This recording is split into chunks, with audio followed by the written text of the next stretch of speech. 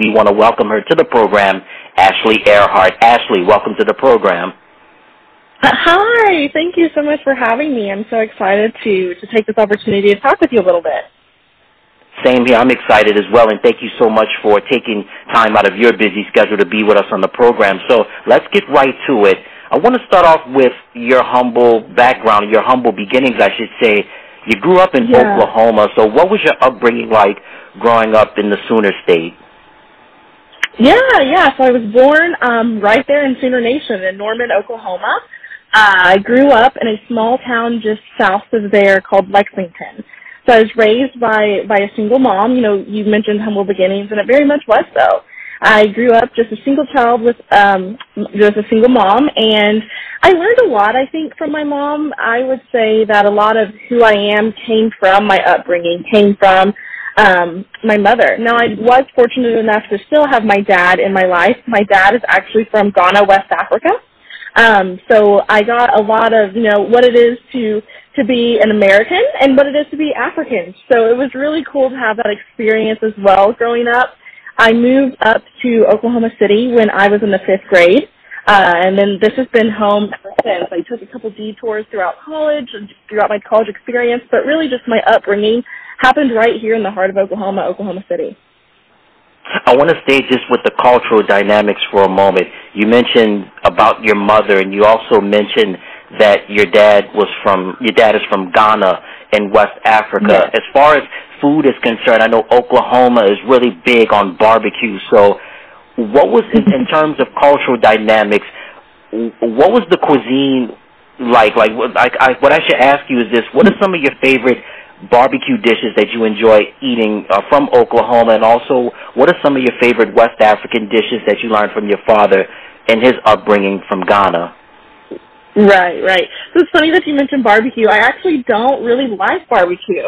It is a staple dish here in Oklahoma and just really all throughout the country, but I'm not really a huge barbecue fan.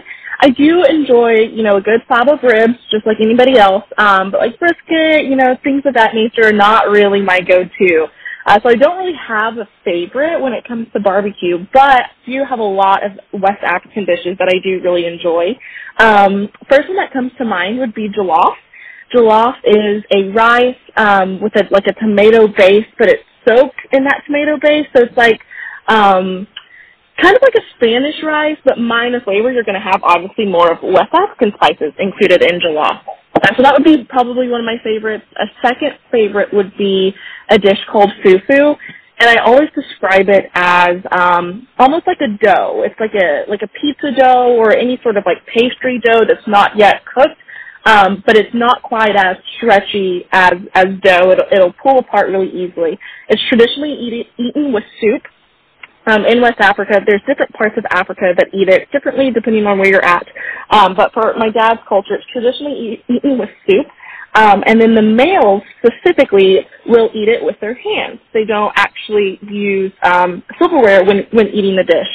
And so that growing up, I was very competitive by nature. And so anything I saw my dad do or my older brothers do, I wanted to be right there in the middle of it doing it as well. And so I often ate my fufu with my hands too. And so it was really neat just to kind of experience, you know, the cultural aspect of eating, which is something I think people forget about. You know, we think of different dishes, but we forget that people eat differently as well. So getting to grow up eating differently while also experiencing different flavors and different cultures, it was really great. I want to stay just with fufu for a moment. You described the texture of it. Is it similar to grits? Does it have a texture like grits, or is it a little more thicker than that? Not at all. It's a lot thicker, almost like kind of like Play-Doh, a little more stuck together, not quite as flexible and mobile as Play-Doh, but really like a squishy ball of dough. That's the best way I can describe it. Okay, market solid. Now, I want to move along now to the state of Oklahoma, and I know Oklahoma has had NBA basketball for at least over 2 decades now, but we know Oklahoma is traditionally a football state, as I mentioned earlier, with the Oklahoma Sooners, and, of course, they're the Oklahoma State Cowboys that play in Stillwater. But I got to ask you this. Is Oklahoma still a football state, or is it slowly warming up to becoming a basketball state? You know, that's a really great question, and I think it's one that really does require a lot of thought and a lot of research at the fan base, if I'm being 100% honest.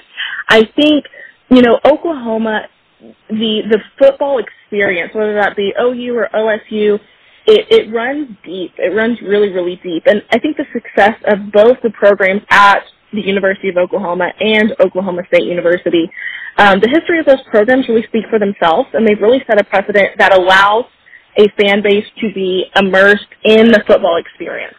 So I think by default, Oklahoma is and will always be a football state. We're very proud of the athletes that come into this state or the athletes that come from this state. And so I think that again, those two large universities have created such an experience that it allows a fan base to be one that is a dedicated fan base and that is a lasting fan base. Now, with the Oklahoma City Thunder and bringing the Thunder in and really growing that program in and of itself and that organization and that franchise, I think it's on the way to becoming truly a basketball state. I will say that, you know, the fans here are unlike fans that I've ever seen before. So the fans that we have are fans that are encouraged and motivated and want to continue to support the Thunder no matter what their season might be looking like competition-wise. So I think really the Thunder's seen a large period of rebuilding. It's really been about rebuilding the organization, and that has come with rebuilding the fan base as well. So I don't know. I think it's a little bit of both. I think you have to look at them separately. You know, at the end of the day, someone who enjoys football might not enjoy basketball. So while Oklahoma will always have a fan base that is dedicated and loyal to football, I think we're really seeing it come up in our fan base of basketball as well. I look at it as always being a cultural thing, Ashley, because I think people that are grown, if you're from the South or you're the Midwest, it's normally football. Occasionally in the Midwest, sure, you get the football and also, yeah, exactly, you get football and basketball, especially in the Midwest with states like Kansas and also with states like Iowa and Indiana. They like their football, but they also love their basketball as well. So it was just interesting, and I wanted to ask you a question about that. And you mentioned the Oklahoma City Thunder, so let's get right to it. You are a member of the Thunder Girls, which is the Oklahoma City Thunder's dance team representing the NBA. So how did you become a member of the team? Like I said, I grew up here in Oklahoma City. I had been to Thunder games before. I'd watched them on TV. I had been out in my community and seen Thunder Girls around at different events. And so I knew it was something that I wanted to be a part of. I grew up dancing. I was on my college dance team serving as captain my senior year. So dance was something I knew, was something I was familiar with. Being on a team was also something I knew. I was a track athlete before dancing. So I had a lot of that already, and I went throughout college, moved back home, and then found myself trying to figure out what was next. What did I want to do next with my life, with my career? Did I want to go and further my education? There was all these things that I was weighing the pros and cons of. And then finally I kind of just decided, you know what, I think I want to continue to dance. And the best way for me to do that was to join a professional team. Now, I really didn't want to leave Oklahoma again. Like I said, I'd spent some time in 2 other states for school. So I wanted to stay put. And so obviously the Thunder is the professional team that we have here, and it's just, 10 miles down the road from my house. So I knew that this would be something that I could pursue, and it would be easy and affordable and doable for right at the time in my life that I was in. And so I went down. I had actually filled out the application to apply, and our tryout dates had been moved. So they were supposed to be in July, and then we got an email saying that they had been moved back to August. Now, this actually created a huge conflict schedule for me because I was set to fly to Illinois to compete in a national pageant in the middle of our tryouts. So how the tryouts work is we have the first round, preliminary round, open to anyone and everyone. You come try out. From there, they make a cut for finals, and finals are 4 days long. And so I was going to miss 2 days of finals if I were to make it to that next round. So I emailed the coach and just kind of explained to her the situation, let her know that I was going to compete in this pageant. I expected her honestly to say, too bad, better luck next year. If you can't be here, you can't try out. Thankfully, she emailed me back and said, go ahead and come to the first round. If you make it past the first round, then we'll talk. So I thought, okay, I'm going to go and give it my best. So that's what I did. I went to that first round, did the best that I could, was fortunate enough to make it to finals.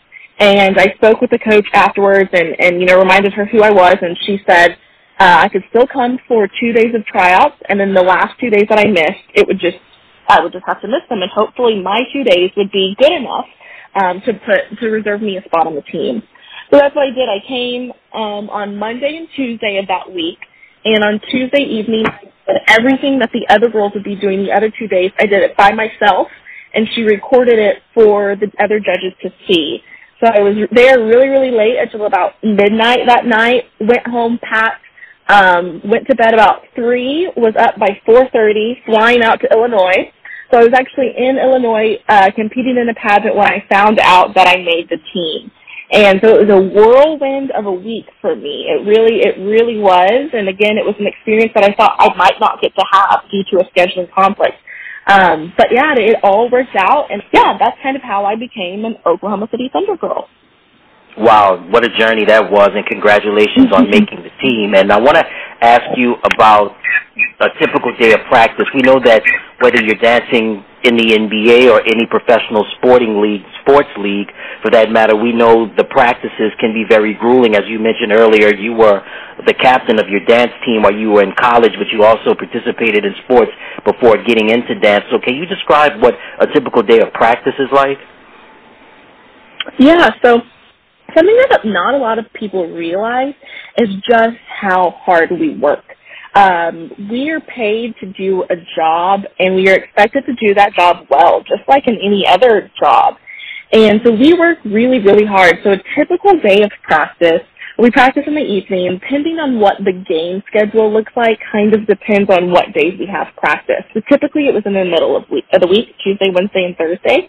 But again, that kind of varied depending on what the schedule was with games. And we would practice for about 3 hours every night, and we were often learning routines. We'd learn one night, and we had a game the next, and we were taking that routine that we had learned, and we were performing it. So practices were really rigorous. We put in a lot of work in those 3 hours. As soon as we walked through the door, we were going until the second we walked out. So it really took a lot. It took a lot of mental strength, which I wasn't really expecting, to be honest. All right, you mentioned about a typical day of practice and the long hours, and not just the physical but the mental strain. So now, when you put it all together, can you describe what a game day is like? Yeah, so game days are obviously probably one of every professional dancer's favorite parts. It's what we work so hard for, those moments. So game days were really long. They were really, really long. So we started, me personally, actually, I guess I should just speak for myself. My game day started around 2. So every game that was on a weekday or a Saturday, tip-off was at 7. Games on Sundays, it was at 6. So on a typical weekday or Saturday, my game day would start about 2. So I would get ready, get everything I needed, review my packing list for that game, making sure I had every uniform I needed. We changed uniforms 2 to 3 times per game. So I had to, really make sure that I had everything in my bag. There was a time that I actually didn't and had to make a quick drive home right before games started, actually, to get some things. But so around 2 was making sure, I was ready. My bag was packed, had everything I needed, and I would leave my house and then go. So I would go down to the arena, go ahead and get clocked in, and then I would come back to my car, and I would have like this 30-45-minute break. And it was probably my most favorite part of game days because it allowed me to just be alone, be in silence, really make sure I was in the right headspace to prepare for what I was about to do, and also just give me time to reflect on the day I had, the week I was having. It was really just my alone time. Because once I walked through those doors of the arena, I was never alone, which I loved. But I was then known as Thunder Girl Ashley. So I just wanted to make sure that I had those those moments to myself before stepping into that role. Would go then into the arena, would get through security, make sure all of that was good, and then I would go down into our locker room and unpack and make sure again that I had all the uniforms I needed. By this point, it would be around 4:30 or 5. I then began to finish getting ready if I hadn't done so already at home, making sure my hair and makeup was all good to go. And then I would grab dinner. They serve us dinner every night. I would always grab dinner, and I would usually get whatever they were serving. Dessert was typically a chocolate cake, which I loved, and then I would always get a Diet Coke. So that was kind of my game day traditional, was that chocolate cake and Diet Coke, which probably is not the most perfect thing that an athlete should be eating, but it was my little treat. Then I would go back and review my game day assignments, making sure I knew exactly where I was supposed to be in the arena, when I was supposed to be there. There was a lot of pre-game activities that happened, so a lot of times we were assigned to different activities or events throughout the arena. So if I had one of those, I would head to that. About 6:50, we would go over all of our ditties, which is what we call our kind of like sideline routines, or when there's a timeout and we go on the court and we're not doing a full routine. So we would go over all of those all together as a team. We would grab our palms and head off and get ready for tip-off. And by 7 o'clock, the game had started and we were ready to go. And so that was kind of the typical game day for me. Games, typically about 2.5 hours, I'd be out of there. So my days would start about 2, and I'd be home about 10. So they were very long days, but they were some of the most rewarding days, and I'm so thankful for them. Wow, it definitely is a lot that goes on in preparation for the game, and even on game day, there's so much more going on. But when you put the work together, then from what you were describing, it's definitely all well worth it. And let's stay with just NBA basketball for a moment. I want to ask you, what is the atmosphere like for an NBA game in Oklahoma City? Oh, my goodness. Not to be biased or anything, but you truly can't beat it. I don't know about this year or recent years, but previous years, the Thunder game day experience was voted one of the, top 10 best game day experiences. And I think it was pretty high on the list of the 10 as well. I'd have to go back and look for sure. But the Thunder game day experience is truly unlike anything you're going to get anywhere else. And I think that has a lot to do with the heart of the organization. The people that I got to work with, the game day staff, the event crew, the entertainment team, all of the people that put their heart and soul into the game day experience. Because what our job is to make sure that the fans have an enjoyable and memorable and pleasant time. That's really what we're going for. Of course, we want the Oklahoma City Thunder to win every game. We want them to be the best in the NBA. We want those things, but even more so than that, we want our fans to come back. We want them to have an experience that they can't compare to anything else. And so every single person employed by the Oklahoma City Thunder puts their heart and their soul into what they're doing. And the Thunder is really great about providing us the training as well. Even as dancers, we went through training specifically created by a gentleman who has recently passed away, but who was employed by the Thunder and created this training to ensure that the employees of the Thunder, we were all trained to the same. We all were working towards the same goal with the same mission in mind. And so I think because of that, it has really allowed the Thunder to create a game day experience that is unlike anything from anywhere else.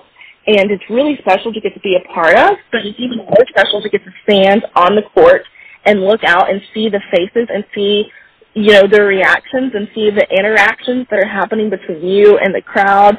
And it's really, really neat. And I think that was probably one of my favorite parts was we sit on stools in the stands, and oftentimes if I notice someone or if I happen to make eye contact with someone, I would get up from my stool, even in the middle of the game, I'd get up and go into the crowd and meet this person, especially if it was a young girl or someone that had been watching us, and just take that time to make that fan connection. Because, again, of course, my job is to quite literally cheer on the Thunder, but above that, my job was to connect with each and every person I could. And so I think that's really what makes the game day experience in Oklahoma City so special, is that we care about how our fans are feeling. And as long as they're feeling good, then we know we're doing our job. I want to stay just with Oklahoma City for a moment. You mentioned one of the joys, and you mentioned about what the atmosphere is like for an NBA game in Oklahoma City, and you mentioned about the connection and how management goes out of their way to make sure that the fans there feel welcome. We know that the NBA has their big market cities such as New York and LA and Chicago and Miami, but we know Oklahoma City is a small NBA market similar to like New Orleans and San Antonio and also Denver. What do you think, in your opinion, are the positives of Oklahoma City being a small NBA market? I think the positives really come down to the fact, and I'm thinking about how to word this the right way, but the fact that, okay, so I'm going to say this and then let me explain. I think the fact that the Thunder is really all we have. And what I mean by that is our fan base is not conflicted with other teams. Our fan base is not conflicted really with other sports. Now, of course, we touched on the football, the basketball, kind of where Oklahoma leans as far as the states, but at least professionally, the Thunder is really all we have, and that causes our fans to stand united with one supporting factor, and that being the Thunder. All of our fans are supporting the Thunder. We're not conflicted between other teams.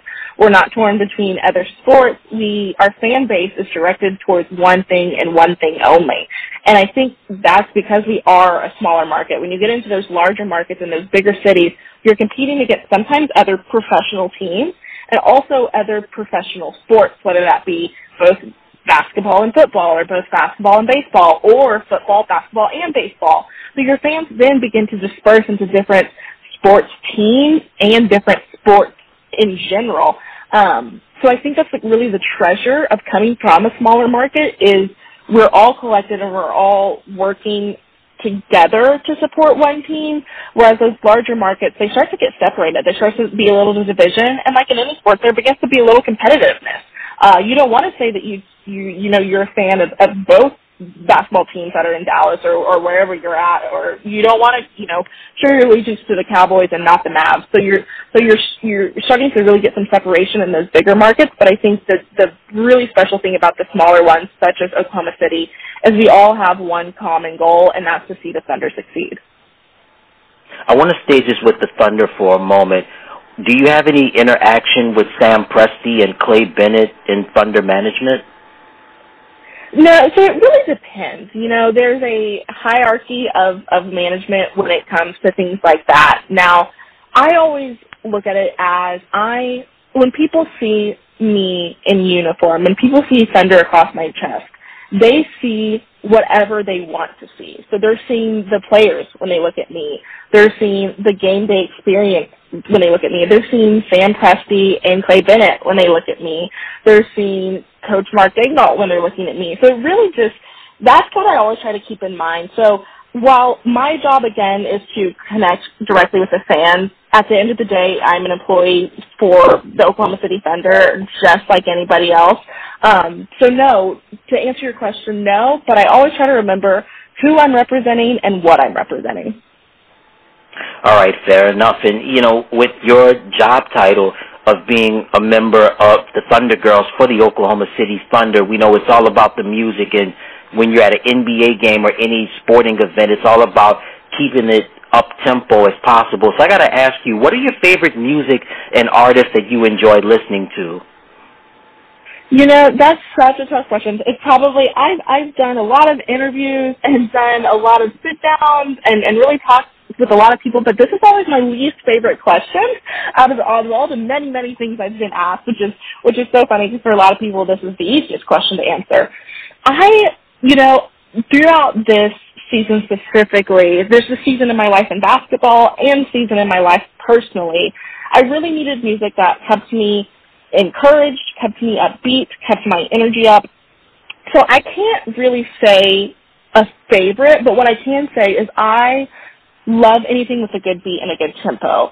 Now, I did get a little biased. So one thing that our game day and entertainment staff does is when fourth quarter happens, we play Thunderstruck, the song Thunderstruck, which is very appropriate for, the Oklahoma City Thunder. So that really quickly became one of my favorite songs, because it became a tradition, and the fans knew that tradition, so they always stood up when it came on. They always, chanted Thunder when that part of the song came on. So it quickly became a collective experience that I had as an Oklahoma City Thunder girl with the Oklahoma City Thunder fans. And it was just really cool to see and experience and be involved in, and I would get chills every single time. Every fourth quarter I got chills. So that really quickly became one of my favorite songs. It became a song that I listened to, obviously, on game days, but even outside of that, just when I needed something to pep me up or get me excited, Thunderstruck is probably my go-to.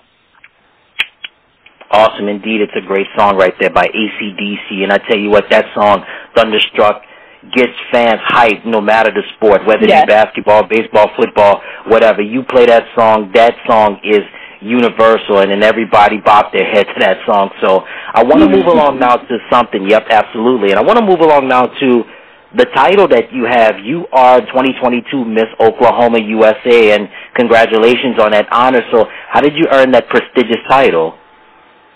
Well, thank you. I really appreciate that. So my journey through pageantry was kind of a long one. It kind of took a lot of different turns. I touched on when I was trying out for the Thunder, I had a scheduling conflict with a pageant. So really, if I give you the short, long answer, it all began for me in Arkansas University, and I needed a way to pay for my schooling. Now, like a lot of young girls, I grew up watching the Miss America pageant on TV. And, I wanted to be Miss America, but I didn't really, truly grasp what that meant until I got to college. I, through some personal experiences, realized that I had a story that people needed to hear because I was not the only one with a similar story. So that's when mental health, specifically depression, became kind of a passion of mine. And I figured out that I could reach a lot of people about that topic and also pay for my schooling through pageants.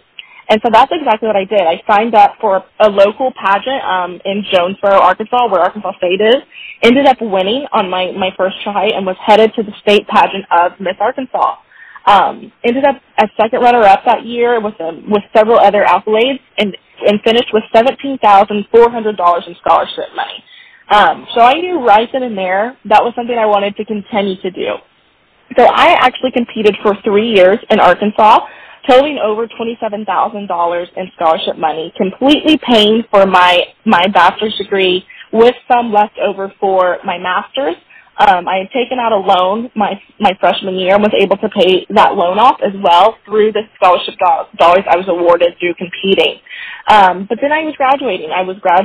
Arkansas State, was moving back to Oklahoma. Oklahoma was always home, so I decided I wanted to compete in Oklahoma. That's what I did. I competed for Miss Oklahoma within the Miss America organization, and COVID happened. So I actually didn't get to compete that year. Everybody had to sit out a year.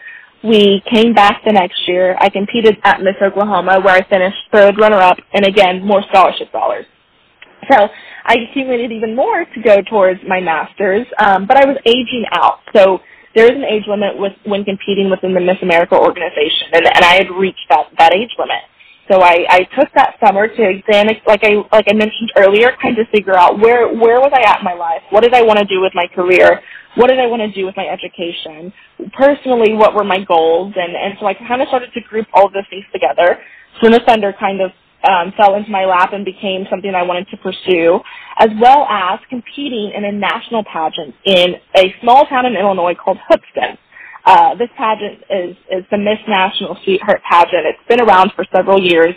And so I went and competed against girls from all across the country there, had the most amazing time, ended up winning the pageant as well as more scholarship dollars. And so I came home and quickly, the day I got back, I immediately went to Thunder practice. And so I was shifting gears out of pageants completely.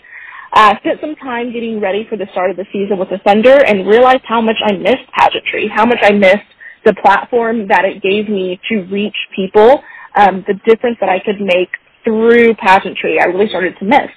And so I kind of had this goal of wanting to go as far as I could, and I knew that one way to do that was through the Miss Oklahoma USA organization.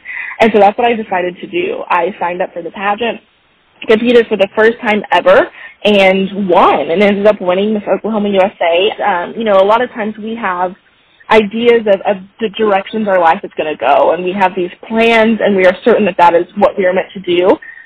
But things quickly change, and you realize why things didn't work out. And that time in Arkansas and the time within the Miss America organization, it didn't work out for me for a reason, because this is what I was meant to do. So I'm really excited and very honored.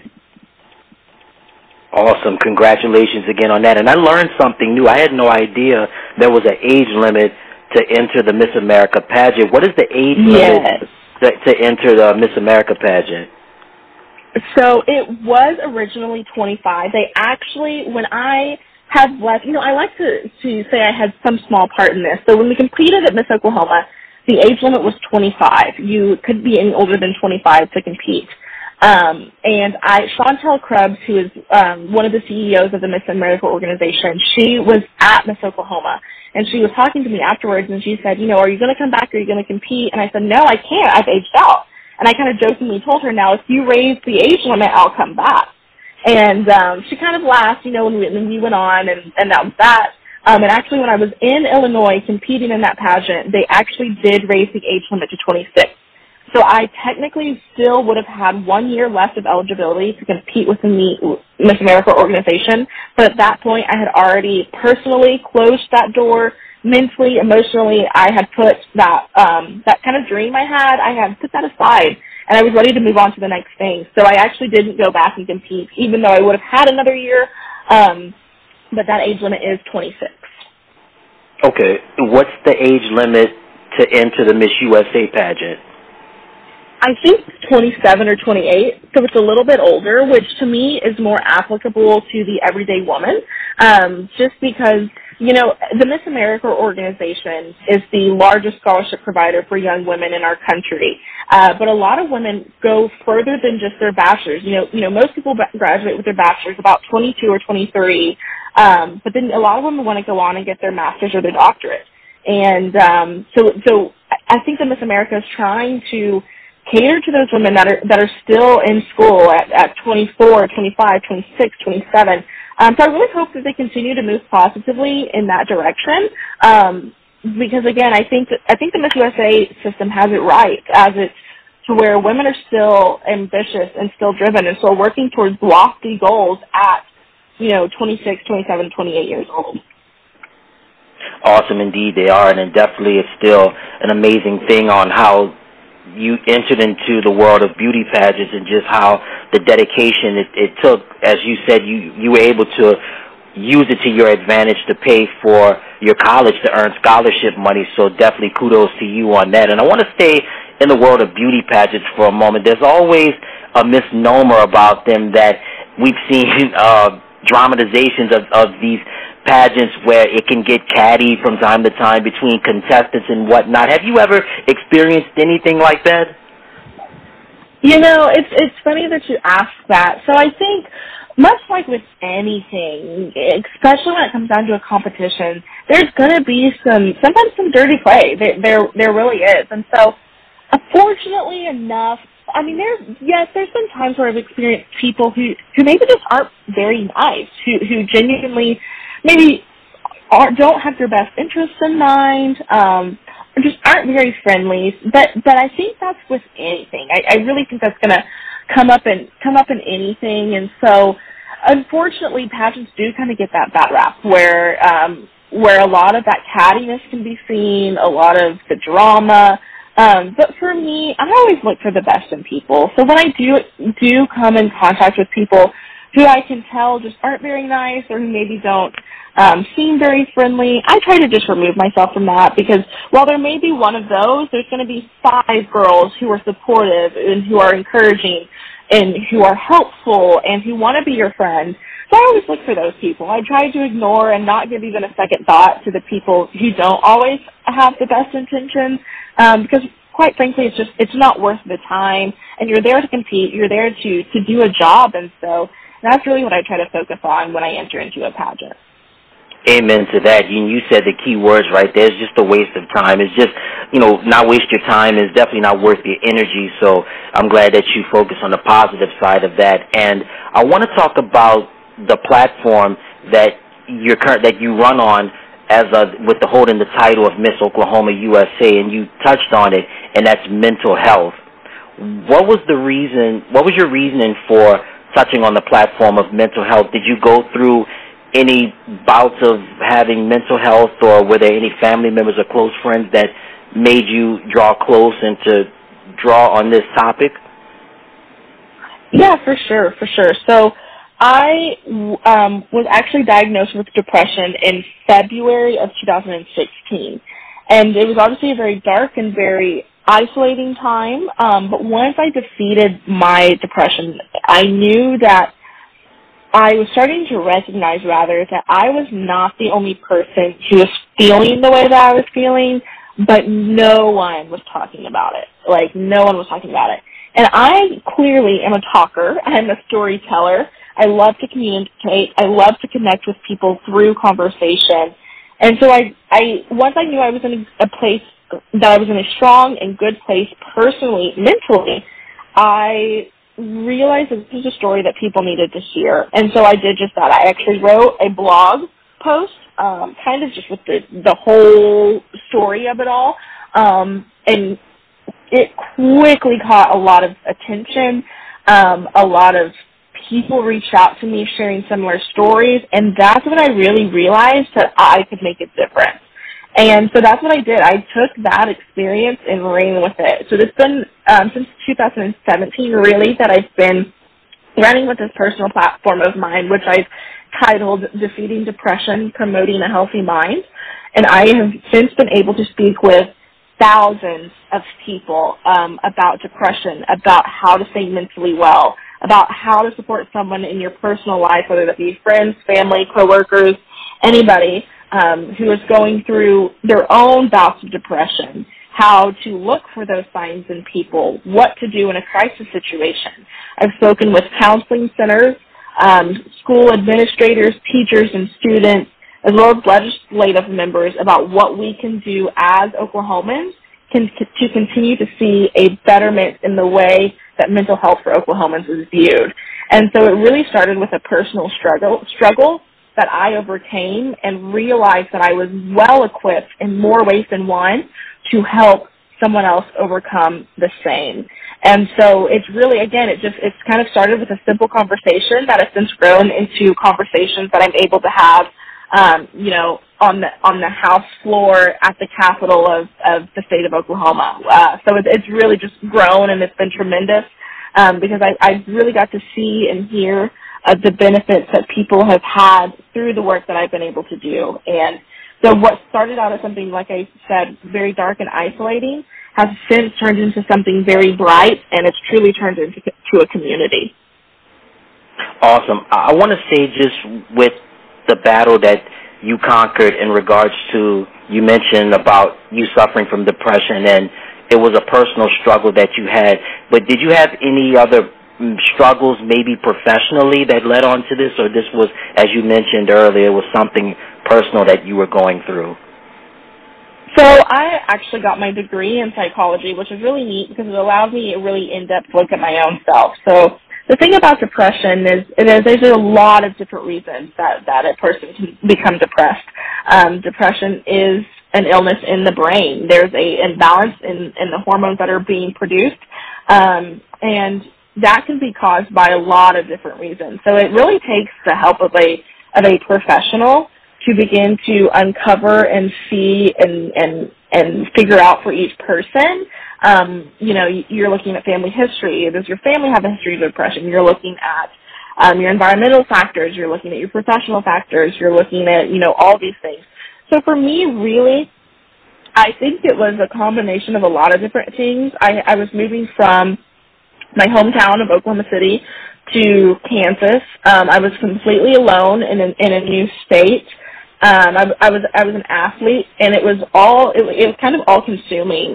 Being a college athlete, it was all I did. It was all I thought about. It was, the first thing on my mind when I opened my eyes, and the last thing on my mind when I closed them. So it was just a lot of things, I think, really for me, which again is why I did pursue a degree in psychology and want to continue on to get my doctorate in sports psychology, because people don't realize just the mental toll that being an athlete, whether that's high school, college, professional, or recreational, no matter what field of athletics you were in, being an athlete is I would say 40% mental and the 60% physical. The mental component of athletics is huge, and I saw that firsthand as an athlete myself. I've seen that firsthand being immersed in the world of professional athletics, and I know, again, through personal experience as well as my educational experience, that sports psychology would be something I think I would excel in. It's amazing how you mentioned about the 60-40 deal as far as physical and mental is concerned. We spend, not just athletes, but just everyday human beings spend so much time on the physical side of things, but that mental is extremely important. If you don't have that in check, everything will definitely go to waste. And I want to stay just with the platform that you're passionate about, which is mental health. You mentioned about you being Miss Oklahoma. Did you ever have an opportunity to meet Chesley Christ? No, I did not. I did not. But like any true pageant fan, and really just as a person in general, I looked up to her in a lot of ways. I think a lot of people did, and so that's another component of just kind of how you mentioned of just human beings, and not necessarily athletes, not necessarily a pageant contestant, just humans in general. You really truly never know what someone is going through. You really truly never know the struggles. And so that is why I think I started the conversations that I have, and I hope that others continue the conversations as well, because there can never be enough said, done, or enough time dedicated to making sure that people are okay. Because even people who you may think are doing well, are successful, who have had successes that have led to other successes, much like Chesley, you never know. Those successes don't discredit the fact that people are humans, and humans go through things, and humans feel things, and humans experience things. And so I hope it's my hope just that as human beings, we continue to look out for each other, especially now more than ever, that we continue to check in on the ones that we love and that we care about, because, like I said, you just never know. Rest in peace to Chesley, and it's important to have your mental health checked and make sure that you stay on guard, and your mental mind frame is great at all times. And I just want to ask you, Ashley, last question about mental health. What do you think the school system should do? You mentioned about your native state of Oklahoma. What should the school system do, whether it be public or private school? What do you think they should do in terms of addressing mental health as well as raising emotional intelligence? Oh man, that's a tough question, because my immediate answer is a lot. Is quite frankly, we need to do a lot, because there is nothing more precious than the mental well-being of our young people, because at that point, especially those high school students, you look at, middle school and high school, their brains are already biologically changing and shifting, and they're so fragile. They don't even realize it, but they're so fragile. And we have to make sure that our students are set up for success, not only academically, but in their personal and emotional lives as well. And so I think we really need to do a lot. I think the first thing is we need to start truly across the board, just throughout the Department of Education at a national level, really start to implement courses. We have health courses in school, but mental health courses as well, or incorporating mental health into a large part of those health courses.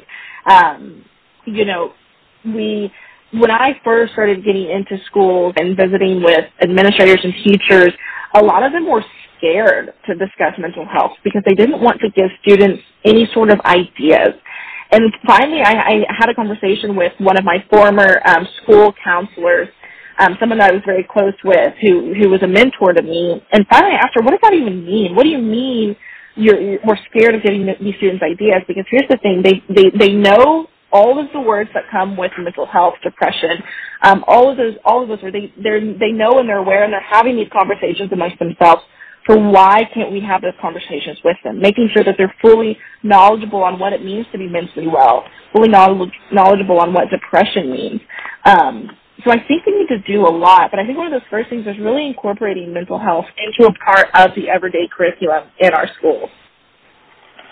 Very well put, and thank you so much for addressing about mental health, which is, it's been affecting Americans for so long, and I'm glad that it's finally getting the attention that it deserves. And I want to talk about, continuing with mental health, a podcast that you have called A Minute to Mind. Just tell everybody about what the A Minute to Mind podcast is all about. Yeah, so I actually got asked about my podcast in my Miss Oklahoma USA interview, my private interview with the judges. And so what I kind of told them was, really, my podcast was a way for me to reach as many people as possible at the time and convenience of those people. And so, a podcast is something anyone can go back and listen to. They can listen to when they're driving to work. They can listen to when they're cooking dinner, in the morning when they're getting ready for work. Podcasts are available at all times, almost anywhere. And so I wanted something that could reach a lot of people at the convenience that they could be met at. And I wanted to really just channel some of the thoughts that I was having, some of the conversations that I wanted to spark. And so for me, I started my podcast, A Minute to Mind, in which I just discuss different topics, whether that be mental health, relationships, kind of it all circles around mental health, but incorporating just, your physical well-being, mental well-being, how that all coincides together, just really experiences that I've had, really just giving people an in-depth look at me and what is on my heart and what is, on my mind. And it's just a moment to kind of pause, and just allows me to, again, channel all those thoughts in my head into a conversation that can hopefully, meet people right where they are. Awesome. And tell everybody where they can find you, Ashley, on social media, as well as A Minute to Mind podcast, and any websites that you have. Let them know that as well. And also let everybody know where they can find the Oklahoma City Thunder Girls, as well as Oklahoma City Thunder on the web and social media. For sure. So if I forget something, let me know. I'm trying to think right now of all the different social platforms that I currently have. So my personal Instagram is my name, Ashley_Earhart, EHRHART. That's my personal Instagram. You can also find me at the Miss Oklahoma USA Instagram, which is Miss OK USA. Also, my podcast Instagram is, my podcast Instagram is A Minute to Mind podcast. You can also find the Oklahoma City Thunder Girls at OKC Thunder Girls.